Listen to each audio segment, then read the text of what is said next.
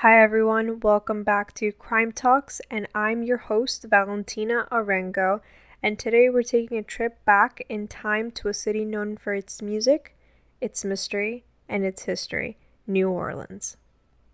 And we're talking about one of the most bizarre, terrifying, and just plain strange cases in American crime history.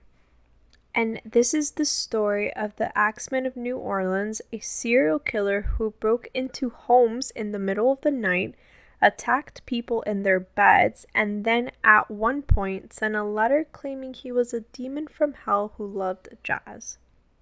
Yeah, this one is wild. So grab a coffee, or maybe a strong cocktail, because we're going back to the early 1900s and things are about to get dark. It all starts in May 1918. Joseph and Catherine were an Italian-American couple living in a quiet New Orleans neighborhood. In the early morning hours of May 23rd, someone broke into their home, attacked them while they slept, and brutally murdered them with an axe. What's chilling is that the axe wasn't even brought to the scene. It was their own axe from their backyard. The killer then sliced Catherine's throat so deeply it nearly severed her head, and Joseph's throat was cut just as viciously. Police found no sign of robbery. Money and valuables were untouched. This was no robbery gone wrong. This was personal. But they had no suspects, no witnesses, and no leads.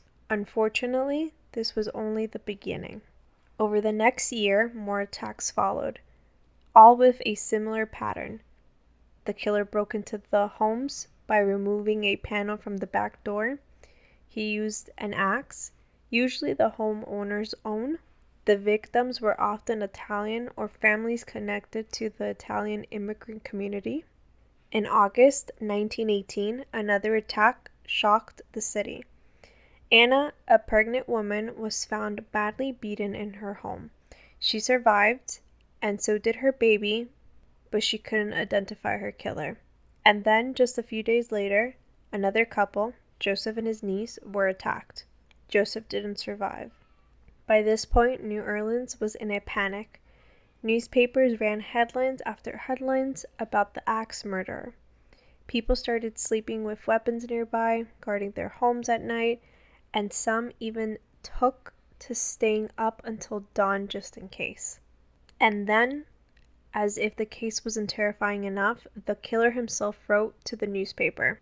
It was March 13, 1919, when the Times published a letter allegedly from the Axeman, and it is one of the most chilling pieces of writing in crime history. Here's part of what it said. I am not a human being, but a spirit and a demon from the hottest hell. I am what you New Orleans and your foolish police call the Axeman. I swear by all the devils in the nether regions that every person shall be spared whose home is filled with jazz music at the time I have mentioned. Yes, the killer literally gave the city a date.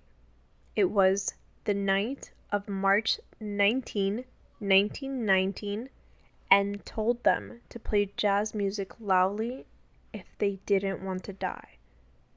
And you know what happened? On the night of March 19th, New Orleans came alive.